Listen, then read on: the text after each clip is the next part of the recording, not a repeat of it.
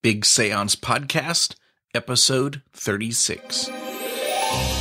Welcome to the Big Seance Podcast. I'm Patrick Keller of BigSeance.com, and this is a place for an open discussion on all things paranormal, but specifically topics like ghosts and hauntings, paranormal research, spirit communication, psychics and mediums, and life after death. So basically, anything that pops up in my paranormal world. The candles are already lit, so you might as well come on in and join the seance.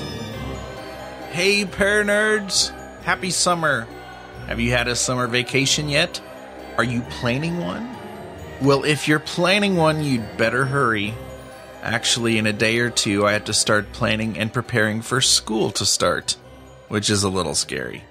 Today, I'm going solo again because I want to tell you about my summer vacation through the South here in the States, full of historic locations, some with a paranormal history, like the King's Tavern, Myrtles Plantation, Alley Plantation, and the Lalaurie Mansion.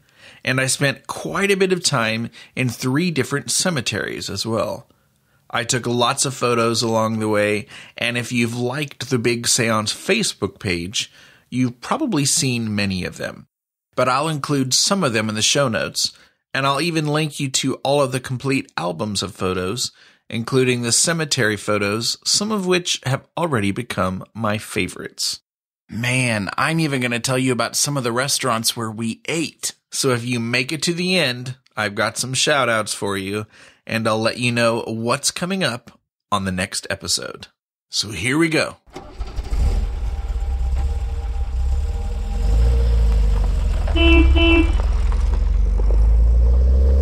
We left St. Louis, and pretty much right out of the gate, we made sure to stop at Lambert's Cafe in Sikeston, Missouri. If you haven't been to a Lambert's Cafe and you're anywhere near one of the locations, you really should try it. This was probably my 3rd time being there.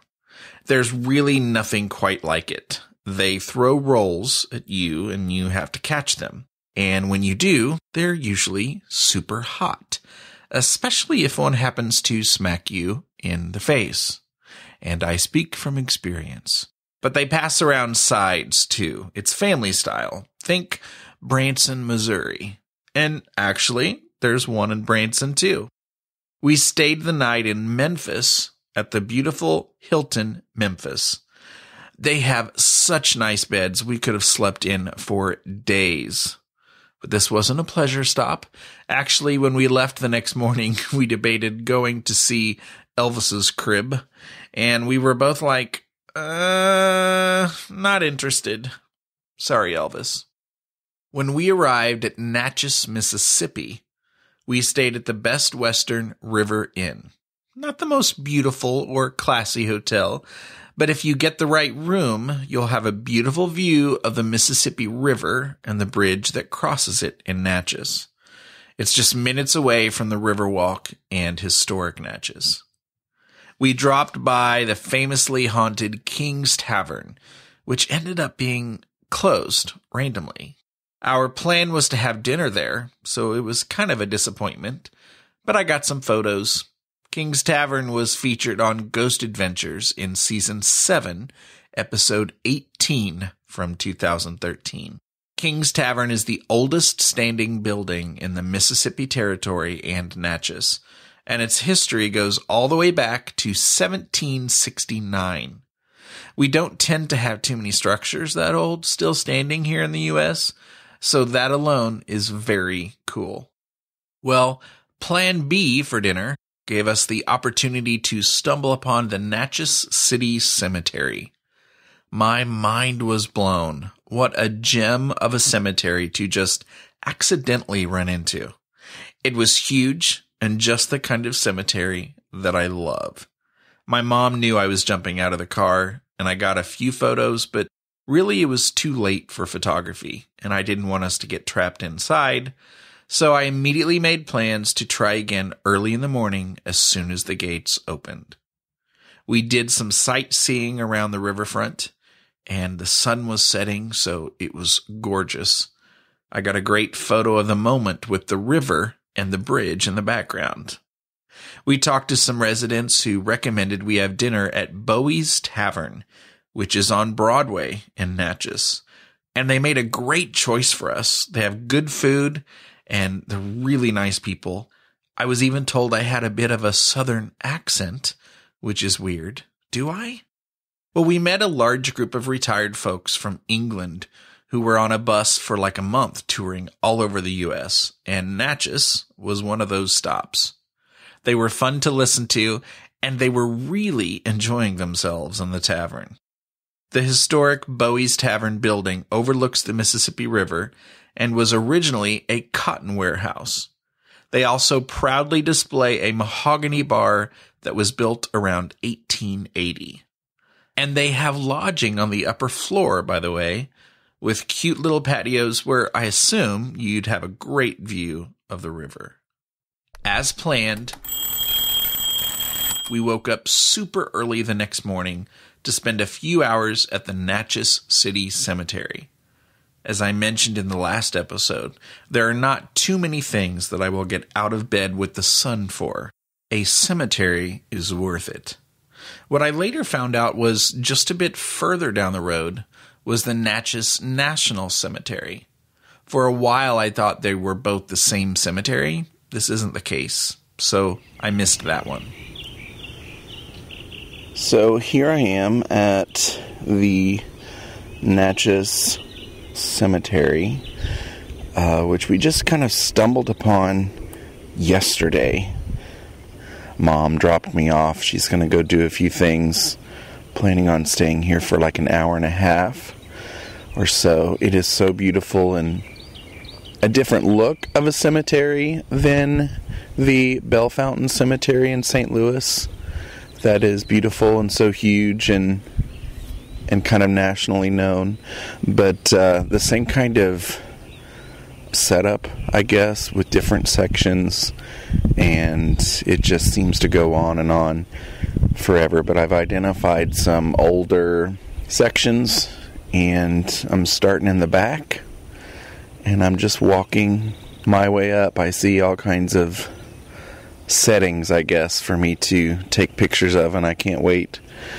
It's kind of cloudy a little bit. I know the hurricane or the tropical storm or whatever they're calling it right now has hit the coast already in New Orleans. We're right on the edge of Mississippi, and so I don't know if this cloud cover is kind of residual from that, but anyway, I'm just trying to give you a picture of it. I will catch you a little bit later.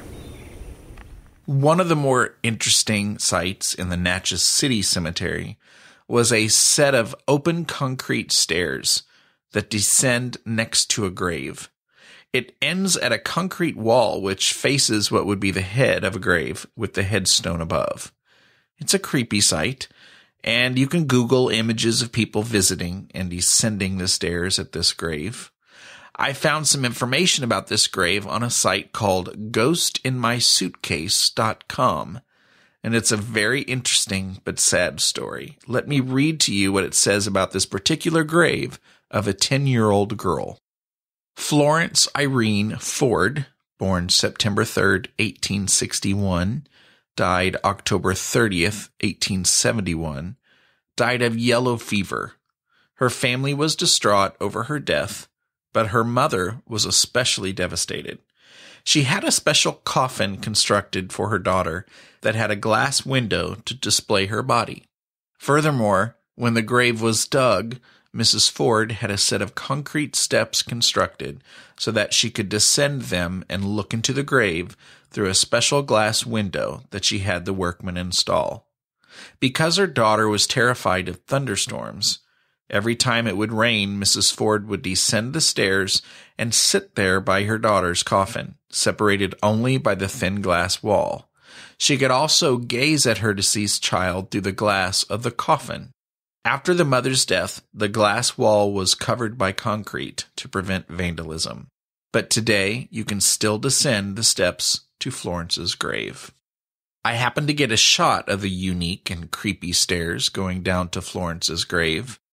I was very happy with the photos from that whole album, actually, and I've linked you to them in the show notes.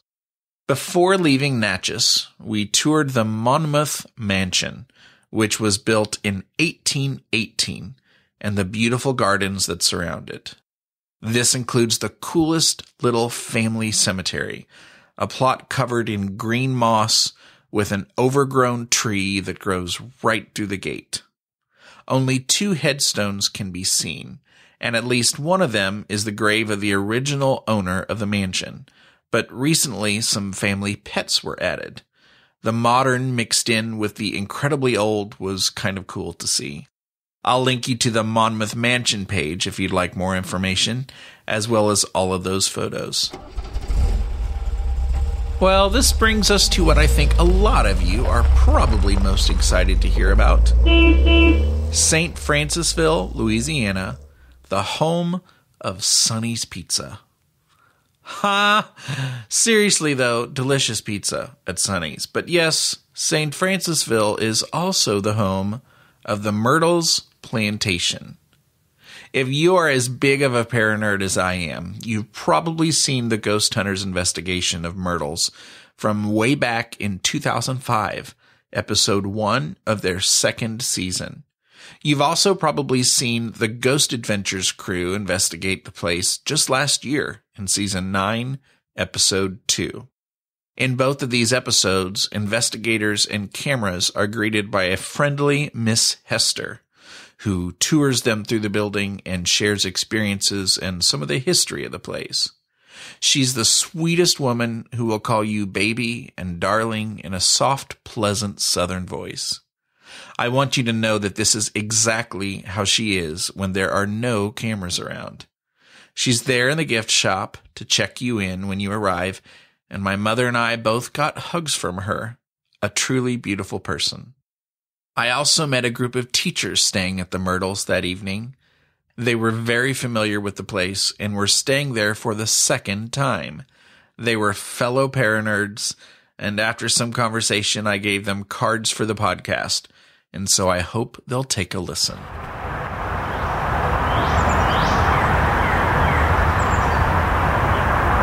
So, here we are at the Myrtles Plantation. I'm actually in the front yard of the Myrtles, which is pretty quiet, but the main entrance, because the front entrances are blocked off up to the porch of the Myrtles, but the main entrance and all the hubbub and activity and visitors are in the back of the Myrtles. There's a lot of porches, and that's where the gift shop and where you check in and all of that is. So that's really pretty quiet right now, other than the sound of the road, which is behind a tree line and brush and stuff, but it's just on the other side, so you're probably hearing traffic.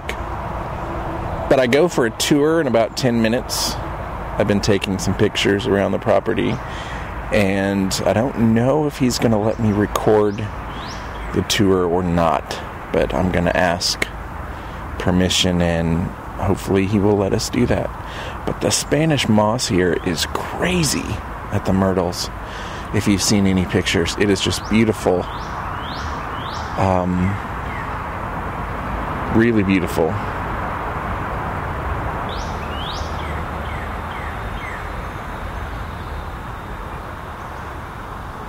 But this is the atmosphere of the Myrtles Plantation.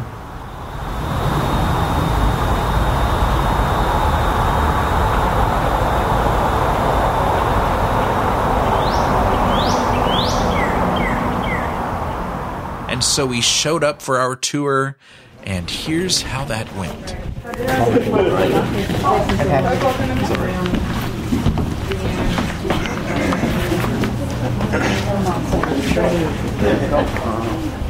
Ladies and gentlemen, a couple ground rules. We are in the home. No eating, drinking, or smoking inside the home. If you have anything to drink, please leave it outside, or put it away in a purse, something like that.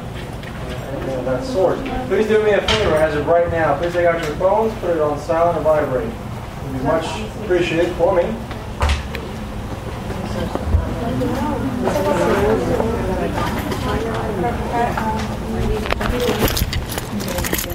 There is no audio or video recording. There will be pictures allowed, but wait until I tell you when and where you can take those pictures. When you're allowed to do so, you can use a flash, no flash, doesn't matter. There's your frame from sitting on the furniture. If you need to share for any reason, please let me know. And if you need to leave for any reason, let me know that as well. Other than that, come on in. Yeah, so you can see how far I got with that. So we go on the tour, and tours quite often bug me, and this one did, and I'll just leave it at that. Because of the fact that people can actually pay to stay in most of the upper rooms of the Myrtles, you actually only get toured through the lower hall and the 3 or 4 rooms on the main level of the main building. And unfortunately, to my knowledge, the tour is the only way to see those first floor rooms. Overnight guests get a free tour. Otherwise, if you're just dropping by, you can purchase a tour. When it comes to these kinds of tours, my opinion has always been that the straight-up history of the place, not embellished and without the typical tour guide shtick, is spooky enough, and maybe even spookier if you just let our minds put the already spooky facts together. The Myrtles does have its legends, though. So let's get to some of them, shall we?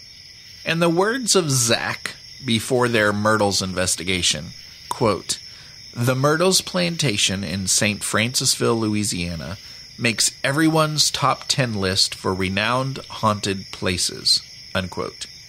He later says, quote, "One of the challenges of investigating such a famous haunt is that the stories have been told and retold so many times that we really don't know what is real and what isn't," unquote. Well, that's for sure. So let's get the mirror out of the way.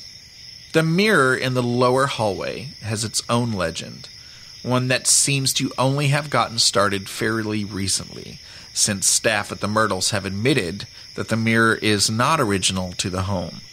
In the 2005 Ghost Hunters episode, you can see them debunk the mirror fairly quickly. I'm going to read directly from Wikipedia's page on the legends of the Myrtles. A mirror located in the house supposedly holds the spirits of Sarah Woodruff and 2 of her children. According to custom, mirrors are covered after a death, which is true. But legend says that after the poisoning of the Woodruffs, this particular mirror was overlooked. The uncovered mirror reportedly trapped the spirits of Sarah and her children, who are occasionally seen or leave handprints in the mirror. They get really dramatic in the tour about this legend too, which, cough cough, is not true. At least not in the way they advertise. I suppose that's my opinion. But it's not even original to the house, and the legends associated with the pareidolia that the smudges and the silver coating create in your brain are such a dramatic stretch, but are still told on the tours. And then, of course, the mirror is the part of the tour that they want you to take a picture of. Your clumsy and rushed photo with dozens of other people in the shot, with flashes and reflections and smudges, and probably the O word that rhymes with schmorb, and they want you to share that with your friends on Facebook and Instagram as proof of paranormal activity at the Myrtles Plantation. Cue my giant eye roll. Moving on. The original structure of the home was built around 1796, and probably the biggest legend of the Myrtles is that of Chloe, the slave closest to the Woodruff family who purchased the home in 1820 and remodeled it. Again, I'll read directly from Wikipedia. It's going to mention a Cleo, which is another confusing legend, which I'll mention in a few moments. Okay, here we go. Possibly the most well-known of the Myrtles' supposed ghosts, Chloe, was reportedly a slave owned by Mark and Sarah Woodruff. According to one story, Mark Woodruff had pressured or forced Chloe into being his mistress. Other versions of the legend have Chloe listening in at keyholes to learn news of Clark Woodruff's business dealings or for other purposes. After being caught, either by Clark or Sarah Woodruff, one of her ears was cut off, and she wore a green turban to hide it. Chloe supposedly baked a birthday cake containing extract of boiled and reduced oleander leaves, which are extremely poisonous. The various legends diverge as to why she did this.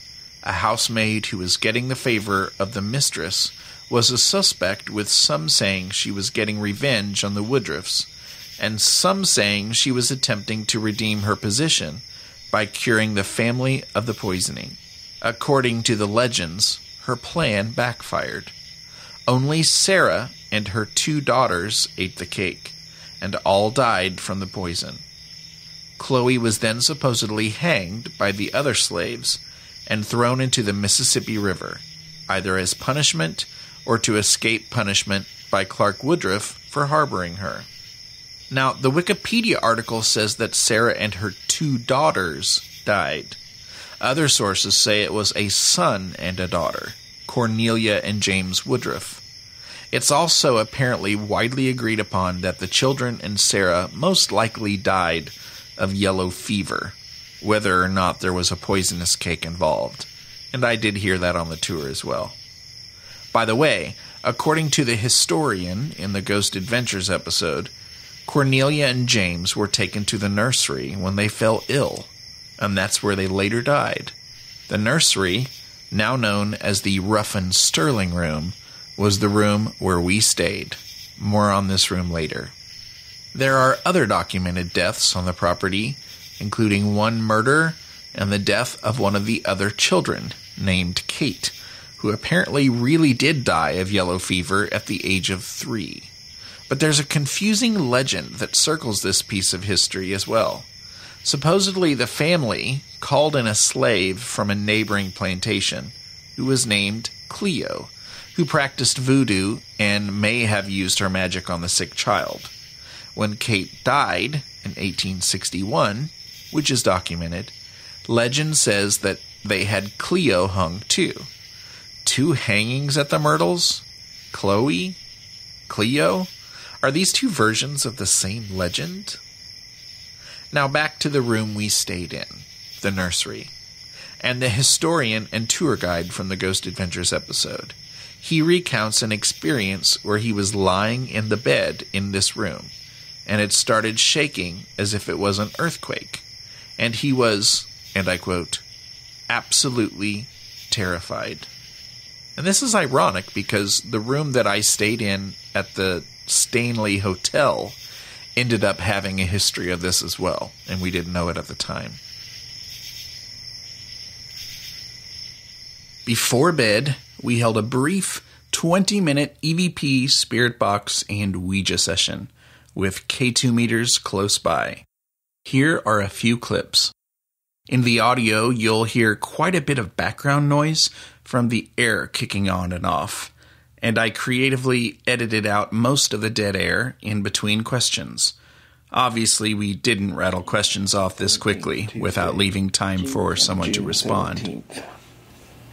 We're getting ready for bed, but we're going to do a quick Ouija session in the Ruffin Sterling room at Myrtles Plantation. You ready? Yeah. Is there anyone here tonight wanting to communicate with us? Please let us know if someone's here. Let's circle it.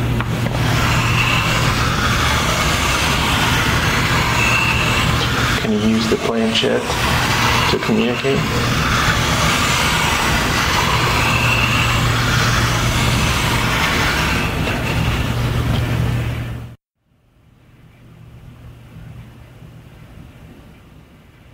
Please let us know if you're here.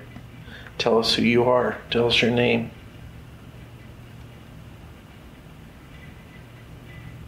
Is there a Chloe here? Can you please move the planchette and let us know that you're here? Or talk to us? Or making noise?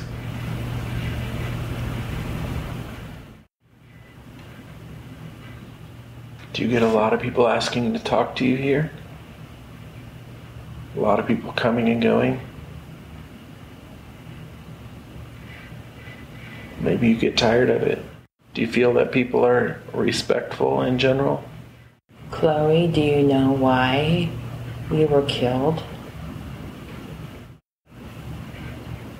And we heard they chopped one of your ears off, cut one of your ears off. Did that happen? What were the names of all the kids here? Did you have any pets? How about dogs? Do you have any dogs? What's it like being in this house in the summer when it's hot? Is there a rough in here? Can you please say roughin'? But if you tried to communicate with us, we appreciate it. Thank you for your energy and your presence. It was a short session because we were very tired, but no activity or communication was experienced or documented.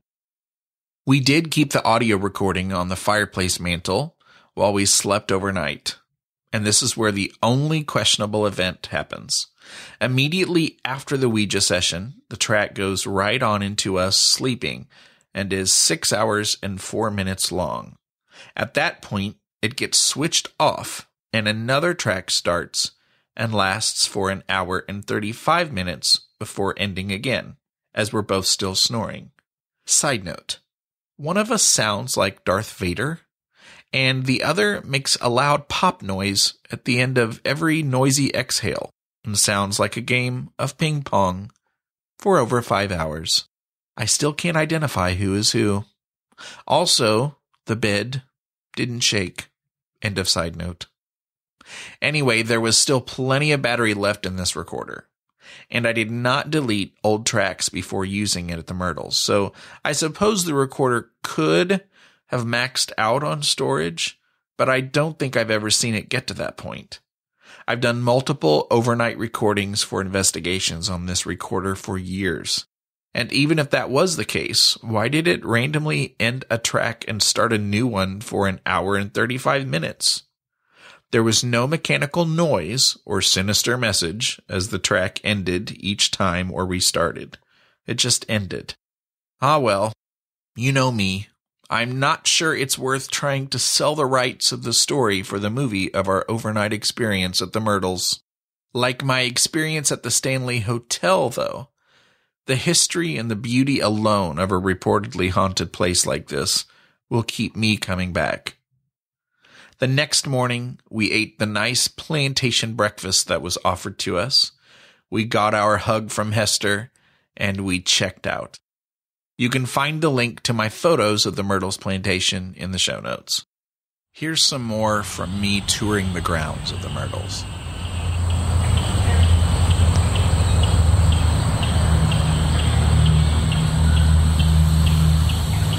I guess it's probably getting close to 8 o'clock. It's 7:34. I decided to take a walk around the grounds behind the back of the Myrtles house. I did not realize that there were lots of little cabins that people stay in on the property, and I'm assuming that maybe they're reconstructed to be like the slave quarters, slave cabins, because it's kind of what they look like, but they're clearly new and nicer, kind of cute, and a pond in the middle that's fenced off with lots of frogs, I'm guessing, I'm hearing, and some other insects I can't identify, kind of freaky. It's starting to get a little dark. Everywhere we've gone, it's darker than, outside of the trees, but under the trees, it's kind of creepier and darker. So I'm just taking a walk, checking things out.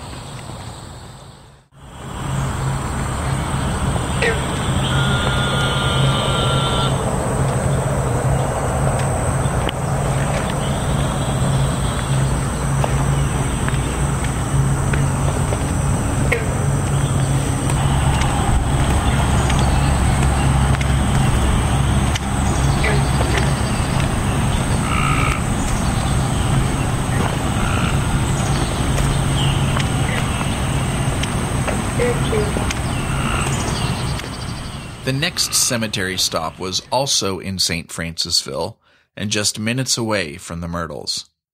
Grace Episcopal Cemetery, or just Grace Cemetery. This was actually a recommendation from our friend Mary Homick, master cemetery photographer from episode 2 of the Big Seance podcast from July 3rd, 2014. I want to thank her for the suggestion because it was a beautiful place to visit and photograph. My mother and I got completely eaten alive though, and for the first time ever, I ended a cemetery trip prematurely due to mean old insects. They won. But it was totally worth it.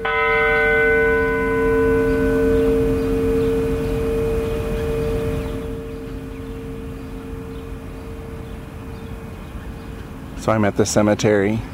Tried to catch most of the church bells. There were some chimes earlier. It's a beautiful place. It's kind of hot.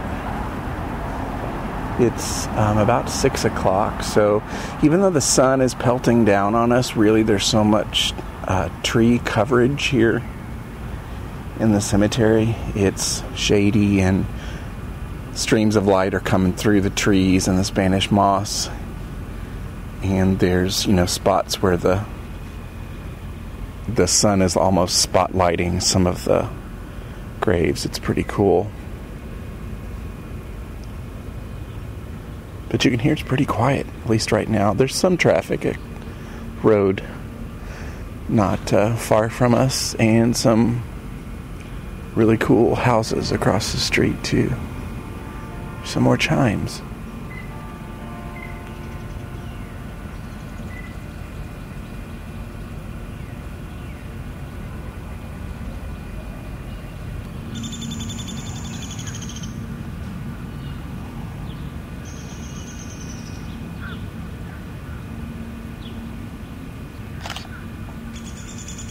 And again, the link to all of those photos can be found in the show notes.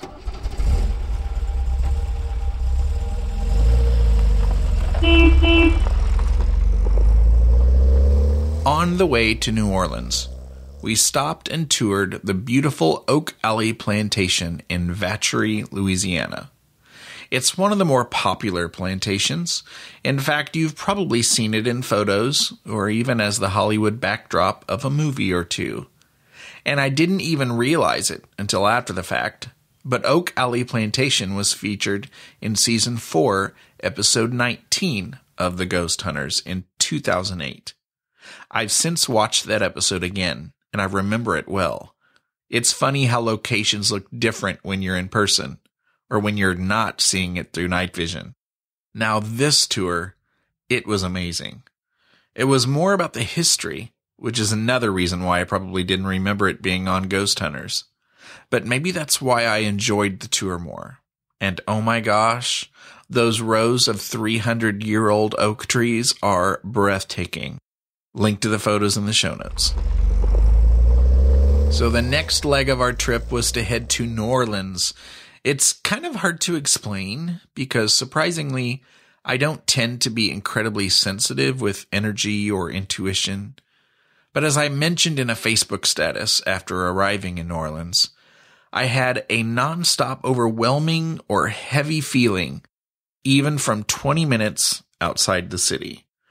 I wasn't sure if it was just sadness or fear, if I just watched too much news coverage in 2005, or if I just needed anxiety meds. I'm still not sure. We stayed 2 nights in the French Quarter at the Hotel Sainte Marie.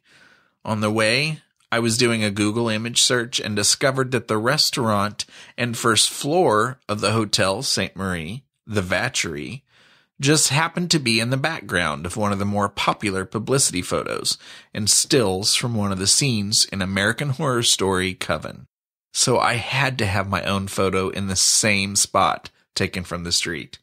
It wasn't easy though, and I'm happy to say that my mom did not get run over by a car trying to get it.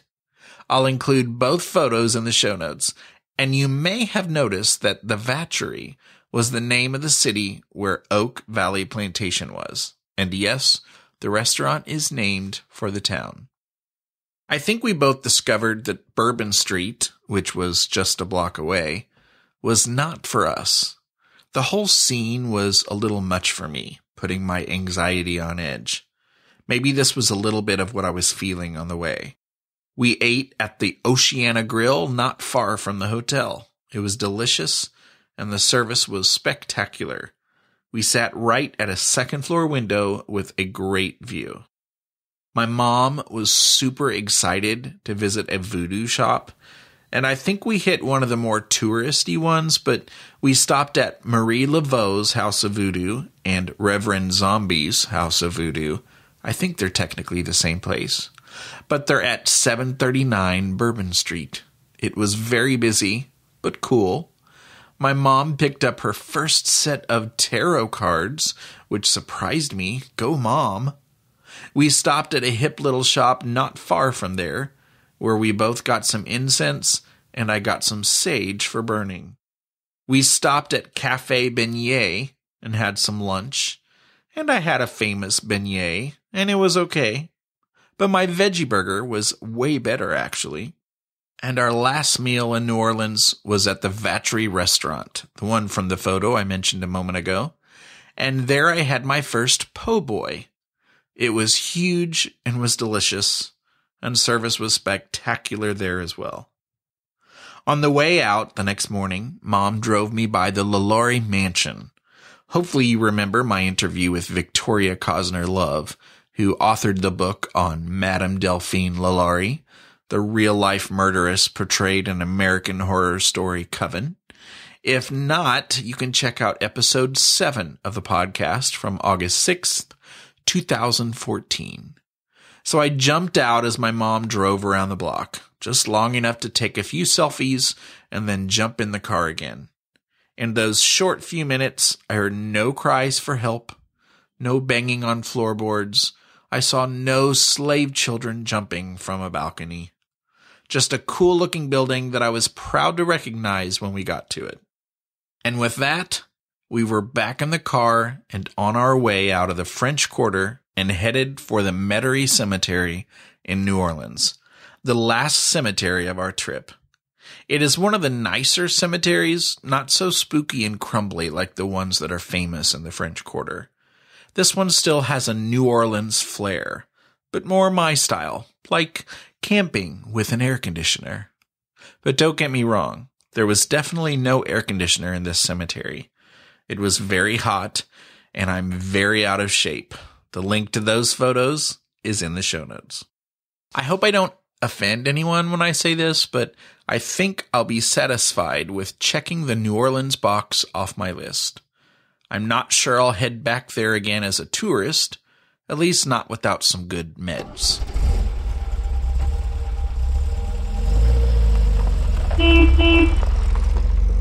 What's the opposite of the French Quarter in New Orleans? Long Beach, Mississippi. And that's where we headed next, the last leg of our trip. Nothing paranormal planned for this part, just relaxation. Long Beach is not far from Gulfport, Mississippi. It's a beautiful place. Not so beautiful water, but beautiful homes, beach, lots of cool restaurants and places to stay. The strange and maybe sad thing is that there was not a lot of people, though, which is weird. Lots of empty beach. We stayed there at the Holiday Inn Express for a few nights. Mom and I got major sunburns when we hung out on the beach. I'm still peeling from that burn, by the way, and that was weeks ago. On our first night there, we had dinner at Shaggy's right on the beach near Gulfport. We were seated on the patio, and we had to hold our plates and food to keep them from blowing away, but it was cool and relaxing. We also ate at the Whitecap Seafood Restaurant in Gulfport. It was also good. I had scallops. At the hotel, I had a nice talk with, of all people, the Papa John's delivery man about, of all things, podcasts and the paranormal. He's a fan of podcasts and was a super nice guy, and he was telling me about some possible haunted locations down the road. I handed him my card, and he said he'd give the big seance a listen. I'm really sorry that I don't remember your name, but if you're listening, please let me know. At this point, we were very tired and ready to get home, so we decided to try to make the entire return trip in one day, which we did. Phew! And we're back. You're listening to the Big Seance Podcast with Patrick Keller. Look for us on iTunes and be sure to check out bigseance.com for more discussion. Before I leave you this week, how about some shout-outs? Steven XM went to iTunes and wrote a review for me. He says, well-produced podcast and great subjects. I really liked the one about photographing cemeteries. That really means a lot to me, Steven, and I'm glad to hear there's another cemetery nerd out there somewhere. American Ghoul also went to iTunes and said, it's always a real treat when I see that there is a new episode up. Well, I hope you enjoyed this one, Ghoul.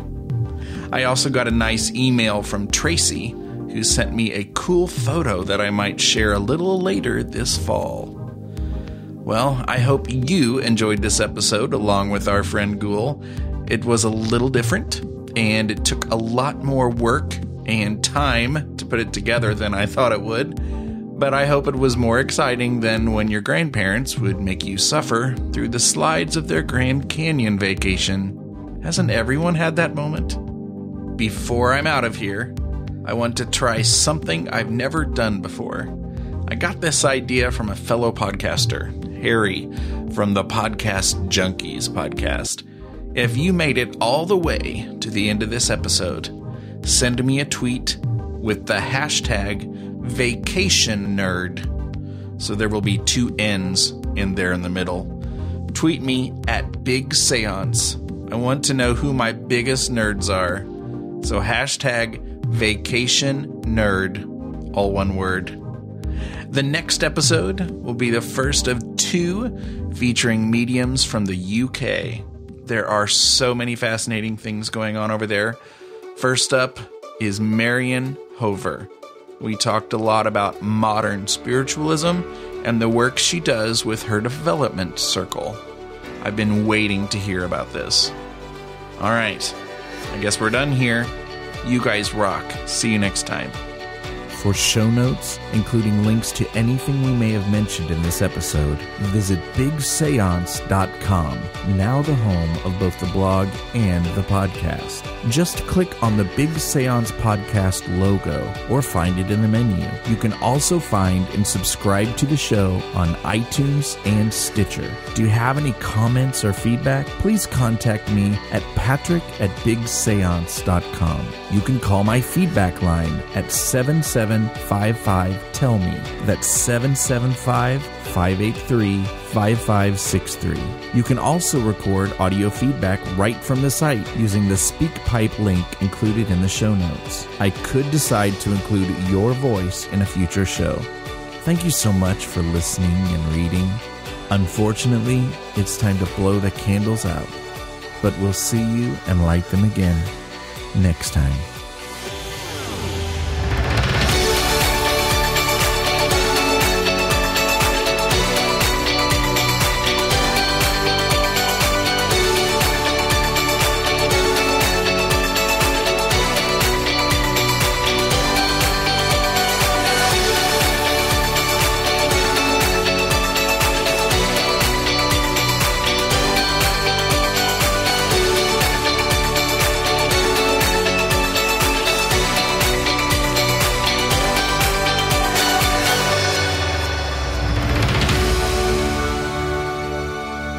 Nice talk with, of all people, the Papa John's delivery man about, of all things... Wow, Meryl, you're noisy. I had a nice talk with, of all people...